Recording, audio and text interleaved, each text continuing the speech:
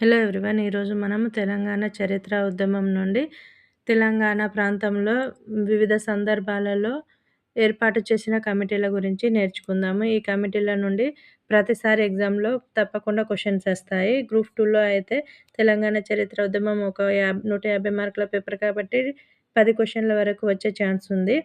Number 1 మొత్తం 35 కమిటీలు ఉంటాయి. ఈ 35 కమిటీలు నేర్చుకుంటే ఖచ్చితంగా 10 క్వశ్చన్స్ వస్తాయి. Number 1 committee Bahadur Aravamudam Iyengar committee 1937. Nizam రాజ్యంలో రాజ్యాంగ సంస్కరణల కోసం 1937వ సంవత్సరంలో 7వ నిజాం మీర్ ఉస్మాన్ అలీ ఖాన్ నియమించారు. ఈ కమిటీ దేని కోసం అంటే రాజ్యాంగ సంస్కరణల కోసం. ఏ కమిటీ దేని గురించి నియమించారు, ఎవరు నియమించారు అన్నది గుర్తుపెట్టుకోండి ఖచ్చితంగా. ఈ కమిటీ నివేదికలో స్థానిక ఉద్యోగాలు స్థానికులకే కేటాయించాలి, ఉద్యోగాల నియామకంపై ప్రత్యేక యంత్రాంగాన్ని రూపొందించాలని సూచన చేసింది.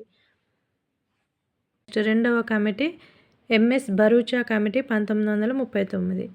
ఇది కౌలుదారుల స్థితిగతులను పరిశీలించుటకు ఈ కమిటీని నియమించారు. ఈ కమిటీ సిఫార్సుల మేరకు అస్సామీస్ హక్మ చట్టం 1944 చేయబడింది. నెక్స్ట్ మూడవది ఎస్కే థార్ కమిటీ 1948.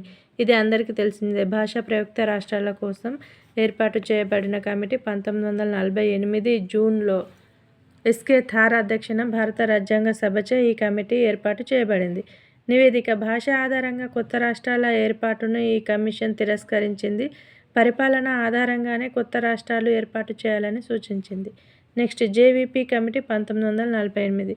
భాషా ప్రయుక్త రాష్ట్రాల ఏర్పాటుపై థార్ కమిటీ రిపోర్టును అంటే పైన మనం చెప్పిన కమిటీ యొక్క రిపోర్టును పరిశీలించడానికి ఈ జేవీపీ కమిటీని నియమించారు. జేవీపీ అంటే జవహర్లాల్ నెహ్రూ ప్రధాని, వి అంటే వల్లభాయ్ పటేల్, పి అంటే భోగరాజు పట్టాభి సీతారామయ్య, పి అంటే భోగరాజు పట్టాభి సీతారాం. జేవీపీ కమిటీ నివేదిక: భాషా ప్రయుక్త రాష్ట్రాల ఏర్పాటు కొంతకాలం వాయిదా వేయాలని సూచించింది. Next Pandit Sunderlal committee 1948.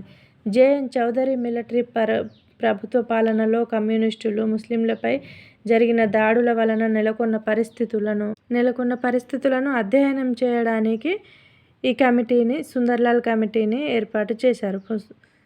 ప్రధాని నెహ్రూ నియమించాడు. Next AD Gorwala committee 1950.